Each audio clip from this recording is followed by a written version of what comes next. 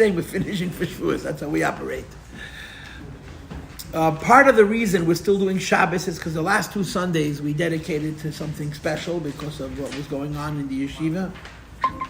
So you have to turn off the sound, Rabbi.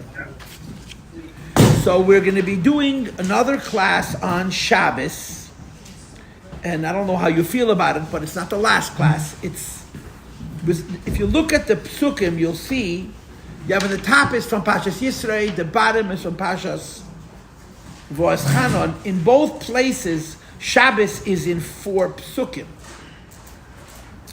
We are the end of the third of these 4 psukim, where it says, V'gercha asher b'sharecha, on top of your page, at the end of Pasuk Tes reads, V'gercha asher b'sharecha.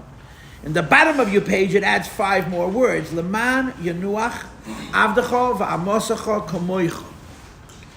So, as you know, what we've done, and a lot of this is b'derech hefshet. I don't have sources for all of this, although I did look up a Ramban today and a Medrash today. I'm making it up.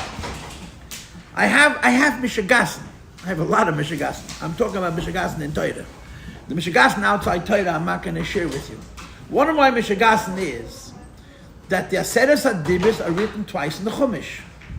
And there's like 17 or 18 differences between them. Huge number of differences.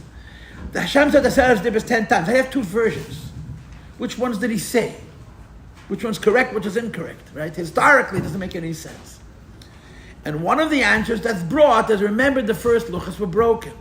And then Kvayachol, the Eibishter, Moshe Rabbeinu brought up more Sanpirion, more of this special stone called Sanpirion, sapphire. And the Eibishter wrote the second set of luchas on the second tablets. And there's an understanding that the first version, the version of Pashas Yisrei, was in the first luchas, and the second version, which is the Pashas Voas Chanon, was in the second luchas. So if that is true, and it is, the difference in the first luchas and the second luchas is the first luchas are speaking to tzaddikim, and the second luchas are speaking to Baalei Tshuva. And there's big differences between the tzaddik and the Baal Tshuva. The tzaddik goes straight, the Baal Tshuva repeats himself over and over again, the Baal Tshuva has to go back and repeat himself. The Baal Tshuva has a harder time of it, but ultimately the Baal Tshuva gets farther from the tzaddik. The tzaddik goes in a straight line, he's very linear, he's very simple and very peaceful and very consistent in his journey. But the ups and downs, the disadvantages and the ultimate advantages of the Baal Tshuva, the tzaddik does not have. So we've been learning Shabbos. This year, just Shabbos, but Shabbos is 4 psukim. This year, and Mitzvah Hashem, next year we'll do Kibbutz Avayim, and then we'll see what we'll do after that. And we're learning the differences between Shabbos in the first set of luchas and the Shabbos in the second set of luchas. One of the ideas that I told you in learning this was as follows. I brought you an idea which is brought in Chassidus, in Samach Vav and in other places. And that idea is that when a person has work to do, do you mind closing the window, please? When a person has work to do for himself, there's 2 kinds of work that a person has to do. One kind of work is that the work is dignified enough that if he can't find a servant to do it, he'll do it himself. If you're wealthy and somebody cooks your meals and the cook doesn't come, you cook your own meals, right? But if you're wealthy and the janitor takes out the garbage, doesn't come, you wait till tomorrow, I'll take the garbage out tomorrow. In other words, there are malachos that if someone else doesn't do them for you, you'll do them for yourself. And there's malachos that if someone else doesn't do them for you, it's beneath you to do them, right?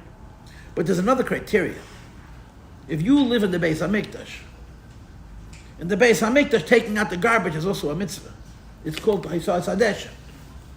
And Rashi says that the Gemara brings, there was never a time in the entire history of the Beis HaMikdash, which is 800 years or more, that a kohen was lazy to remove the yash. Because when you're living in a very lofty environment, even trivial things are special. While when you're living in an ordinary environment, so special things are special and ordinary things are ordinary and trivial things are trivial. And I presented you with the following hypothesis, the following theory, that when it comes to keeping Shabbos, right? Shabbos, you're not allowed to do work. Shabbos, you have to rest. But what categories of work are there? So I told you, and I'm not going to repeat how I proved it, but I told you, In the world of a tzaddik, B'chlal, in the world of a tzaddik, everything is special, even taking out the garbage. So when Shabbos comes and you say to a tzaddik, don't do work, all work is equal. It's all on the same level.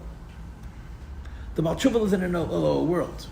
And because he lives in a lower world, there are things that are more becoming, that are more honorable. There are things that are less becoming and less honorable. And I argued in the Psukim that in the first set of luches, you see the way the Eibishter is telling Yid not to do work, that all work is considered equal, whether it's the work you're doing yourself, or it's the work what your slave is doing for you, or it's the work what your animal is doing for you. It's all equal, because in the world of tzaddikim, nothing is ordinary. Even the simplest things is sacred. The second set of luchas, which is the Baal Tshuva set of luchas, here you see you have to rest, your slave has to rest, your maidservant has to rest, your animal has to rest.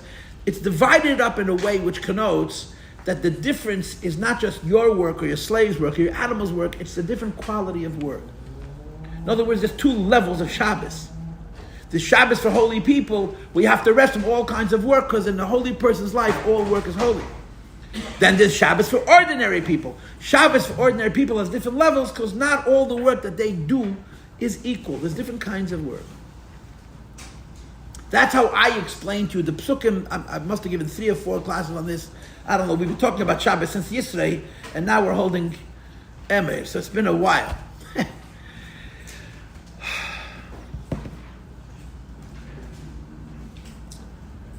I want to focus on something and create a pshat. I looked up a Ramban, I looked up a Medrash, it's a Chazal also, but I want to say something very creative.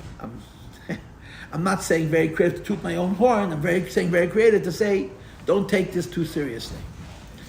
In both sets of Aseret Adibris, it says, if you're looking at the third pasuk, yeah?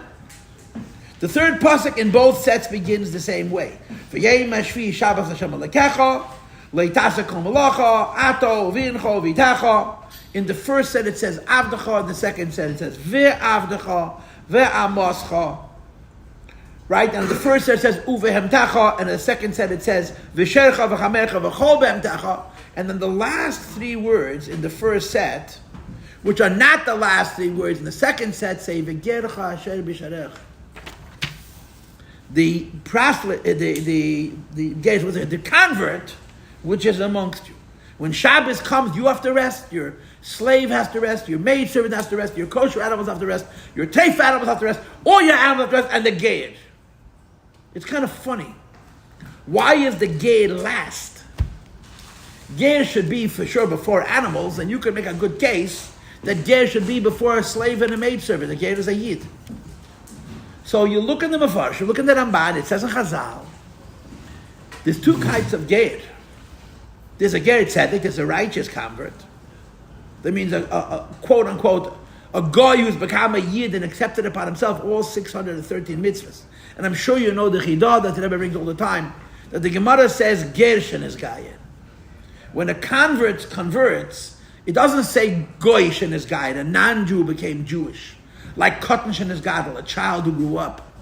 Or Evet Shenishtachet, a slave who was freed. It doesn't say Goy Shenisgayer, a non-Jew who converted to Judaism. It says Ger, a convert who converted. Why would you say a convert who converted? Before he converted, he wasn't a convert. So the Chidah answers. Chidah was a famous Fadish Gadol, a big tzaddik, and a big God, and a big Kaddish. Because if someone converts to Judaism, he was actually Jewish. Before he was Jewish, just didn't know it. So the conversion is not creating his Jewishness, it's bringing it out. That's why it says, V'gershen, because the Ger tzedek, a righteous convert. This is not a time to have a whole conversation, but there's so many chazals, about Gerim, right? Here's a question. Which book of Tanakh is about Gedus? It's a tricky one. Go ahead. Rus. The book of Rus is about Gedus. The sacrifice of a Ger, the status of a Ger, and what an Ger can become.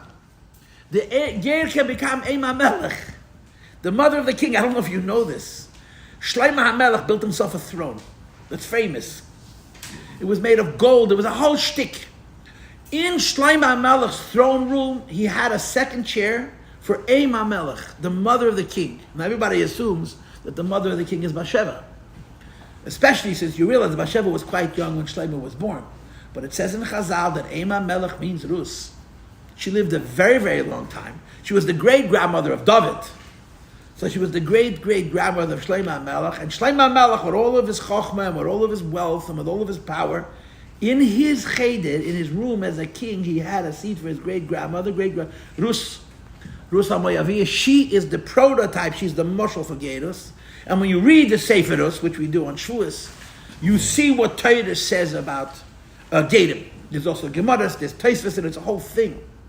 But there's a famous line from the Rambam, which is extraordinary, where the Rambam writes to the Bavadia Ger Tzedek, to a righteous convert named Avadia, and at some point in that letter he says to him, you are Ben Avraham, Yitzchak Yankov. Every Ger says Ben Avraham, Ben Sarah, the son of Avraham, Yitzchak Yankov. And later on in that letter he says, you're the son of God, Mamish. The Rambam says that every Ger is in the highest levels. So there's something called the Ger Tzedek, a righteous convert. But there's another kind of Ger. And the other kind of Ger is called the Ger Teshav. A Ger Teshav means a convert for habitation. In the times of the Beis Hamikdash, when they had Hayovel Moye Koish Ve'aleha, you could get a citation, you get a document, a shtar, that you're a convert for habitation. A convert for habitation means you accepted to keep Shabbat Mitzvah Taneach. You agreed not to worship idols, but you're a goy. A Ger Teshav is a very interesting halacha, because a Ger Teshav is v'cheyachicha imach. You have an obligation to keep a Ger Teshav alive as you have an obligation to keep your brother alive. Every Jew. Now, the Ger Teshav, the way it's described in the Rambam, is considered the beginning of becoming a Jew. A Ger Teshav is a member of the Jewish family, even though he's not Jewish. He's allowed to live in Eretz Yisrael. So when it says in the Aseret HaDibros that when Shabbos comes, the Ger has to rest, which Ger is it talking about?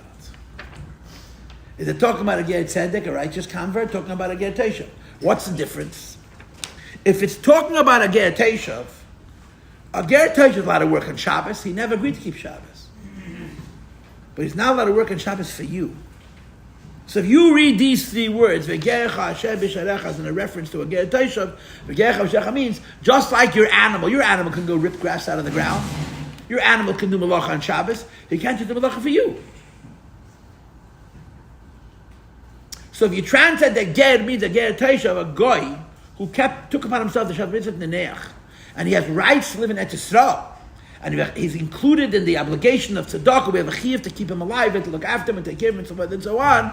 So the Torah says he's not allowed to work for you on Shabbos. Alternatively, you could say that it goes on a Ger Tzedek. A Ger Tzedek means a righteous convert.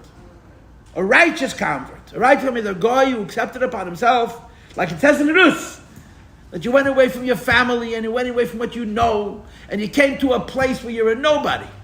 You have to understand. Why do you think that Rus and Orpah married Machle Bechid? Rus and Orpah were royalty. They were the children of Eglon Melech Mai. They were powerful women from a very prominent family. Because when Avimelech and Machle and Chilion and Noami came to Maya from Beis Lechem Yehuda, they were very wealthy. They came with an enormous amount of money, like the Rothschilds.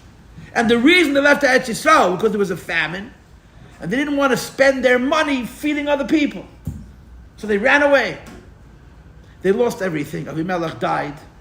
Machlon and Chilion married Rus and Naomi, and then Rus and Arpa, and then they died. And they were without any money, without any husbands. In other words, they married prominent Jewish families, and it busted. So Naomi says to the two girls, Naomi goes back to Beis Lechem. She's broken, and she's not expecting a warm welcome. You know what I'm saying? She ran away. One of the most serious things a person can do is be peidish ben hatzibur, stay away from the community, especially when you're peidish ben hatzibur, when the tzibur has a tzara. We had not long ago in Hilchos Tainis. One of the worst transgressions is the community is suffering, but because you personally are not suffering, you don't fast with them, is considered not a good thing. Avimelech, Machlon, they were very prominent people. They're from the family of Yehuda. They abandoned the Jewish people, and Naomi's coming back destitute, megonished. So she tested the two girls. You married prominent Jews. There was a big bust. Now it's a big failure. But they're dead. Go home, find boys to marry. You can marry rich, you can live comfortable, you can go back to your life and to your gods and the whole business. So of course, Arpa finally goes, after she cries a lot. Ruth doesn't do a lot of crying, but Ruth says to Naomi, I'm not leaving. Those words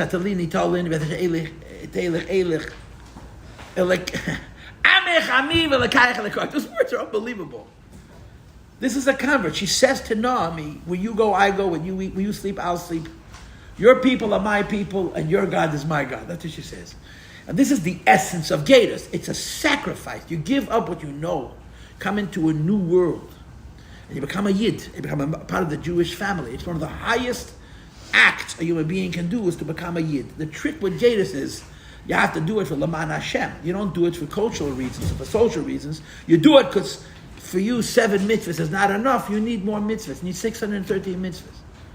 So when it says in the Sedes Adibris that you have to rest, your slave has to rest, your maidservant has to rest, your kosher and non-kosher animals have to rest, all your animals have to rest, and you're gay. Which gate is it? So I want to propose that the first set of luchas it means a ger tzedek, and the second set of luchas it means a ger tesha, because there's a very big difference with how you could read the two taichin of a ger chasher b'sharech. I'm proposing that in the first set of luchas it means a ger tzedek, a righteous convert, and there's a reason why it's put last. I'm going to explain to you momentarily. And in the second set of luchas it's talking about a ger goy who lives in Eretz Yisrael with permission in the times of the Beis Hamikdash. And his resting on Shabbos, he doesn't have to rest on Shabbos, he can work on Shabbos. He's just not allowed to work for you. So there's two different concepts in the Ger Chasher B'Sharecha, depending on whether it's the first set of luchas, which is spoken to a tzaddik, or the second set of luchas, which is spoken to about tshuva. Ubahagdoma, I want to preface. And I've talked about this in the last classes quite a bit. There's two parts to Shabbos. The simple business of Shabbos is that you're not allowed to work. You're not allowed to work, no malacha. You're not allowed to work. You're not allowed, the word malacha means make an improvement in the world. You're not allowed to make the world a better place. You know, smashing your window is not a malacha, unless you smash the window in anger and it quieted your anger, in which case it is a malacha. Building a house is a malacha. Writing a letter is a malacha. You're making the world a better place. Malacha means to make an actionable improvement in the world. And I told this to you in a previous class. This is why carrying is considered a very weak malacha, because when you carry something, you don't actually change it. You just move from place to place, and it's considered a weak malacha because what change did you make in the world? You didn't really make a change in the world. It's not like you took a brick was laying on the ground and put it on top of another brick to begin making a wall. That's considered a malacha of boine. You made it a favorable, a positive improvement in the world. Shabbos, you're not allowed to work, no malacha. But there's another thing about Shabbos. And that is that Shabbos is a day of rest. And rest doesn't mean nothing. Rest means you're brought into Hashem's world. Shabbos is a day of holiness. And the not working on Shabbos is called Chitzonius HaShabbos, the outer Shabbos, says in Tanya. And it's a keli, it's a precursor to Pnimius HaShabbos. The Pnimius HaShabbos is that on Shabbos a Jew is closer to Hashem. Because you're not out in the world, or because you're not busy with what the world is about, you're able to experience a holiness in your closeness to HaKadosh Baruch Hu. So here's my proposal. The first set of luchas is talking to tzaddikim. Tzaddikim were people whose Shabbos is mostly the holiness of Shabbos. Because Shabbos is a holy day, they don't do work. About tshuva, what's Shabbos? You're not allowed to work. Maybe if the Baal Tshuva is careful not to work, he'll be zoicha to experience a little bit of the holiness of Shabbos. But to use classic language, the Baal Tshuva is on a lower level. The Baal Tshuva is at a level of sur meirad, not doing an aveda. And the tzaddik is madrega of Achei Temimim, we're coming closer to Kedusha. So I'm proposing, there's a very, very big difference between the words V'ger Chasher B'Sharecha and the first luchas, which is spoken to tzaddikim, and the V'ger Chasher B'Sharecha, which is in the second luchas, which is spoken to Bali Tshuva, because it's a different statement. In the first set of luchas, when it says these words, V'ger Chasher B'Sharecha, that on Shabbos a ger tzedek rests, it's not talking about the idea that a ger tzedek is not allowed to do work. Because if we're talking about a ger tzedek not doing work, it would have been written before. For sure before animals, and maybe even before slaves. A slave is Jewish. A non-Jew who's... You're saying Samir Lahakum? Is that what you're saying? No. It's a ger tzedek. Ger tzedek. Amir al-Achim second to the luchas. Levi, listen with a half an ear, don't ask questions with a whole mouth. Ger tzedek. In the first set of luchas, a ger tzedek. Ger tzedek should be before Eved and Oma. Because the Eved and Oma is, they're titling in the mikvah to be Evodim, but they're half Jews. They're Jews that got to be certain mitzvahs. An Eved is not mechuyev to put on film. Mitzvah shazman grami, he's potter. Laita says they have to keep. A ger tzedek is a complete Jew. You know why ger tzedek is last? A ger tzedek is last because these words, v'gercha Hashem b'sharach, are not talking about telling him don't work on Shabbos. It's saying you also can experience the holiness of Shabbos.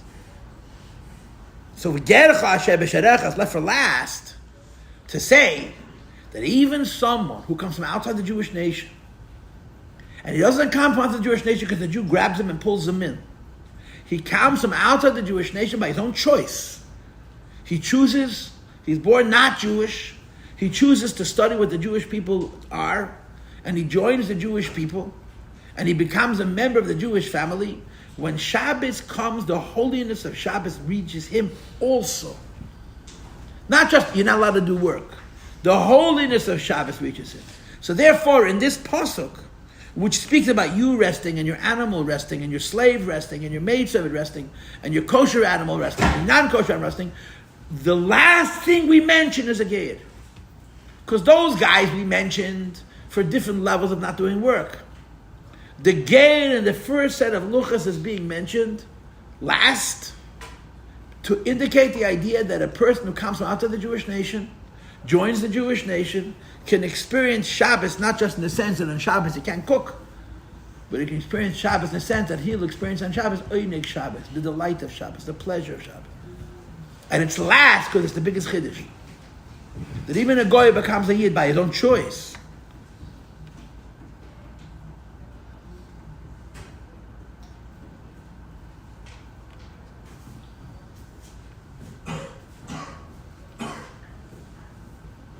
Can experience Kedushas HaShabbos.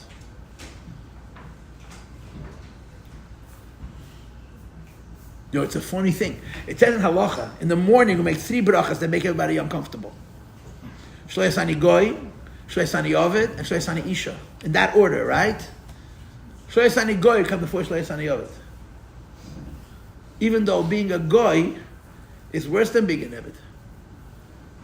So l'chayda, it seems like the order should be Shlo Yasani Isha, Shlo Yasani Eved, Shlo Yasani Goy. You know what the answer is? A Goy can become a Yid. And when a Goy becomes a Yid, he has more mitzvahs than an Eved, and he has more mitzvahs than an Isha. So he's first, because he's the least bad off. A Eved, a male Eved, is only mechoyev in mitzvah Shlo Yasman Grama. But he can become free and become mechoyev in mitzvahs in men. A Jewish woman, there's nothing she can do to be mechoyev to put on film. You hear their argument. A Goy, when he becomes a Yid, mechoyev in all mitzvahs. And as a result of that, he'll become higher than the Eved, higher than Isha. That's why we say it first. So the point is, we leave a gercha, because of the first set of Aseres Adibas, gercha means a ger tzedek, and it's left for last to say that even he can experience the pnimius of Shabbos, the holiness of Shabbos, not just the technical Shabbos, don't do work. Go ahead. I don't really see, how does that, why does it come after what we were saying before? Before we were saying that a tzaddik is stopping all these different kinds of work, and then we're switching suddenly to a ger also experiences these works? Wait, but I told you, I started off the class by saying what? That it's not real. That by a tzaddik, all of his work has a holiness. Yeah, right. Not right. So in other words, that's why I gave that as an introduction. By a tzaddik, there's no such thing as parokia. Yeah.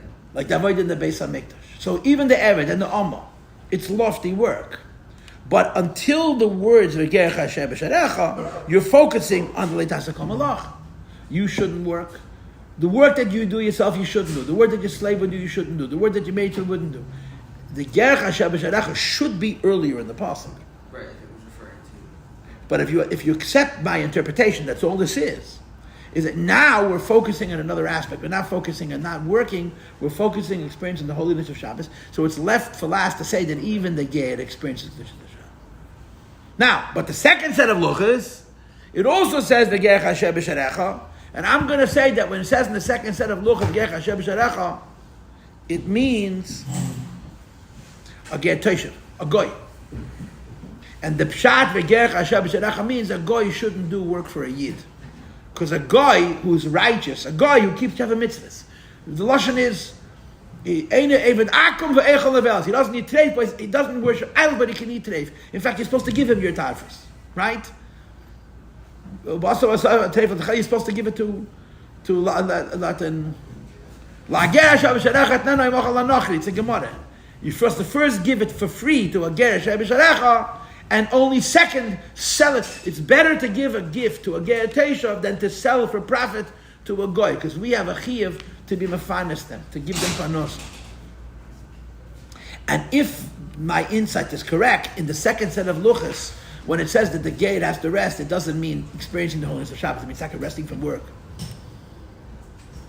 That just like your slave has to rest, and your maidservant has to rest, and your animals have to rest, your neighbor who's not Jewish also is not allowed to do work for you on Shabbos. Why is it left for last? According to this insight, why is it left for last? It's left for last because it's the maximum chiddush.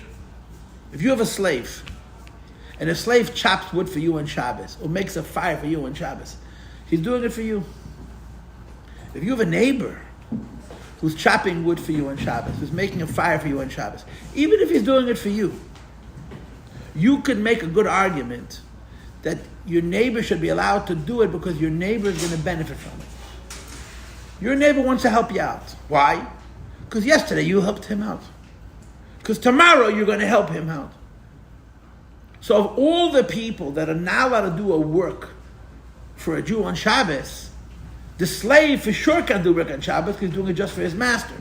The animal for sure can do work for a Jew on Shabbos. Animal's not interested in work. But your goyish neighbor, anytime he does something for you, he benefits. He benefits that you are neighborly, you're more friendly, you're more close. He wants that. So you can make a case that to tell a goy not to make a fire for you on Shabbos is hurting him. Why? He's doing it for himself. I know he's got a fire in his house. He's making the fire for you, but he's making the fire for you because he wants you to like him. So the Torah says even that's not allowed. And that's why it's last. In the second dibris, according to the way I'm painting the picture, that the second picture is ger chamis, ger teishav. Why does it need to be the second one? Because the Baal Tshuva is on a lower level. And in the world of the Baal Tshuva, we focus more on the action of Shabbos than on the spirit of Shabbos. If you accept that supposition, so then you can explain, Gercha is left for last in the second dibris to bring out the point that even someone who wants to do work for you on Shabbos, and they're also going to gain, it's not allowed. So what I did was I took the same three words, and I gave you different interpretations based on the first luchas. By a tzaddik, it means a ger tzaddik, and I explained it to you in one way. And by a Baal Tshuva, it means a ger teishav, and it's explained in another way. The Ramban actually says it means both. The Chazal say it means both. So I'm doing what I want, but I said as a dibris to maintain this idea that the first set of luchas are speaking to a tzaddik, and the second set of luchas are speaking to a Baal Tshuva. But there's more. In the second set of luchas, there's 5 more words, which you don't have in the first set. If you're looking inside, on the top of half of your page, the third pasuk ends with the words "V'gercha Asher b'sharecha." The bottom of your page, the third pasuk ends with the words "V'gercha Asher b'sharecha." Then you have 5 more words. Leman, in order, your nuach should rest. Avdecha, your slave, v'amoscha, and your maidservant, kamoicha, just like you rest. The man, your nuach, so should rest. Avdecha v'amoscha, your slave and your maidservant, kamoicha, as you rest. Now, when I taught this to you, I played around a little bit. I told you that eved and omo could mean eved ivri in omo ha'ivriya, even though halachically they're mechuyev in Shabbat just like a yid, because I wanted to give you a mystical explanation.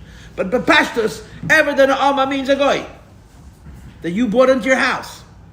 But an eved omo is brought into your house. You know the halacha. When Jews bring slaves into their homes, they have to toivel them in the mikveh l'shem avdus. You have to force, you have to push the Eved into the mikveh. Because if he tivels by himself and he's thinking that he's going to be a Jew, he's automatically free. You have to push him into the mikveh and say that you're pushing into the mikveh. So he becomes an Eved, and Eved is a half Jew. An Eved Knaini that a Jew buys, that goes through this mikveh for Avdus, is not allowed to work on Shabbos like a Jew. He's not Machon. His issur of working on Shabbos is not because of you, it's because of himself. When an Eved is converted to Judaism as an Eved, he's part of mitzvahs of men. He's part of mitzvahs like he doesn't put on tefillin, he doesn't have to hear shofar, doesn't have to shake a lulav. Mitzvah shazman grama that he's part of, but mitzvah shleazman grama and mitzvah leisaseh like Shabbos, he's not. He has mechor like any woman. So the Eved and the Amma, whichever one they are partial Jews.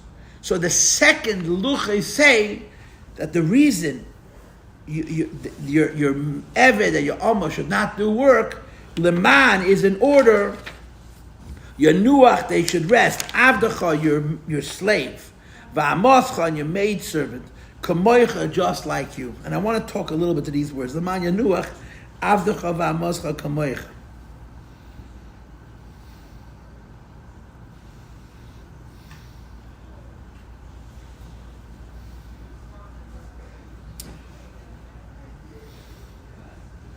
In the first set, they're missing altogether. They're not there. Why? Because in the first set, all works are on the same level. There's the work that you do, there's the work that your slave does, the work that your maidservant does, the work that your animal does. But as I explained it to you, in the first set of lochas, in the world of a tzaddik, the simple isn't simple. So when an Eved rests on Shabbos, and an Amma rests on Shabbos, and a Ger rests on Shabbos, it's the same rest. But the second set of luchas, or the Baal Tshuva, where his work is on a lower level.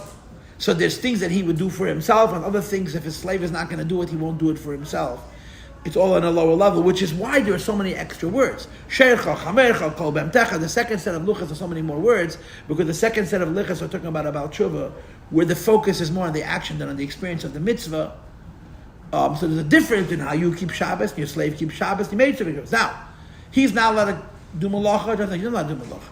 He's not allowed to chop wood, you're not allowed to chop wood. He's not allowed to carry, you're not allowed to carry. He's not allowed to make fire, you're allowed to fire, right? But the pnimius of Shabbos, the experience of Einik Shabbos, he doesn't experience it like you is at a lower level. So the Pasuk says, Leman Yanuach Avdecha V'Amoscha Kamoicha, that even though in the second set of luchas, the Eved of a Baal Tshuva is lower than the Baal Tshuva himself, the Amma of the Baal Tshuva is lower than the Baal Tshuva himself, he also has to rest on Shabbos. She also has to rest on Shabbos. And these words, Leman Yanuach, in order that they should rest, Avdecha V'Amoscha Kamoicha, can be understood in two ways. In the first set of luchas, you don't have to say it, because we know that they're resting like you're resting. In the second set of luchas, it's a chiddush. Okay, now, where else do you have the word kamoicha? Where else do you have the word kamoicha? Ah, come on. Now, what does kamoicha mean in the pasuk v'afterech kamoicha? Depends who you ask. The haftarech means you love your fellow exactly as you love yourself. Kamoicha means like you love yourself, right? And the Alter Rebbe adds the word kamoicha mamish, literally like you love yourself. What does it say in Rambam? What does it say in Gemara? What's it in Halacha? In Halacha it's written that it's impossible to love someone else exactly as you love yourself. It can't be. So we translate, v'ahavta, you should treat lovingly. You should do to somebody else what you want done to you. But doing to somebody else what you want done to you doesn't mean you love them as much as you love yourself. It means you're acting like you love them, right? Tanya, which is Pimius HaTorah, says that if you revealed in a Neshama, v'ahavta kamoicha means you can love them exactly as you love yourself. So when in this pasuk, in the Shabbos of the Baal Tshuva, that's on a lower level, and because the Shabbos of the Baal Tshuva is at a lower level, the Shabbos of the Tzaddik, there's a difference between the work that he does, the work that his slave does, and his maid, and the animal does. You round it off by saying they should also keep Shabbos like you, kamoicha. So which kamoicha is it? Is it the kamoicha of the Rambam and the Gemara, or the kamoicha of Chassidus? Because if the kamoicha of the Rambam and the Gemara, you're saying is your Eved has to keep Shabbos, Your Alma has to keep Shabbos, but it's not like you. Yours is better. You're closer to the Eibush. Your Shabbos is on a higher level. So I wrote on my margin, you can translate the Kamaycha both ways. You have to pick and choose both. There's a level where you say, Laman Yanuach Abdach Basar Kamaycha, that you rest.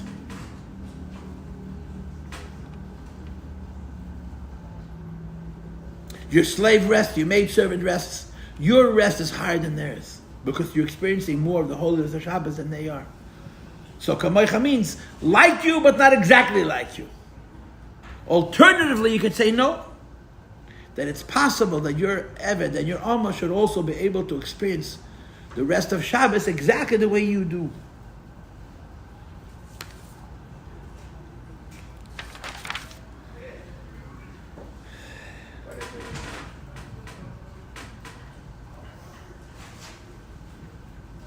Here's how it goes. If you explain Shabbos as not working, you're not working and his not working is exactly the same. If you explain Shabbos by experiencing the holiness of Shabbos, then your experience of holiness of Shabbos and his experience of holiness of Shabbos is not exactly the same. Kamoicha doesn't mean literally exactly the same. This is my thought on these last words. And in the second dibros, you add the words Leman Yanuach Abdach Avascha Kamoicha, meaning on some level, they're keeping Shabbos exactly like you, on the practical level. On another level, they're also keeping Shabbos, but it's not in the same way like you. But this is all part of the mitzvah of keeping Shabbos, that even things that belong to you that are lower levels than you, they also are in the sphere of Shabbos. Okay, so we just did two things tonight. I explained to you the words V'gerach Hashem b'sharach and the two sets of luchas. Same words, different daich. And I explained to you the words Laman Yanuach Abdacha V'Amascha Kamoicha. And the next class in Mitzvah Hashem we're going to do the fourth pasuk. And if you look at the two sets of luchas, the fourth pasuk is entirely different. They're completely different. In the first pasuk, the first set of luchas, he speaks about creation. The second set of luchas speaks about Yetzias Mitzrayim, right? In Kiddush, when you make Kiddush on Friday night, what do you say? Zecher? Huh? Which one?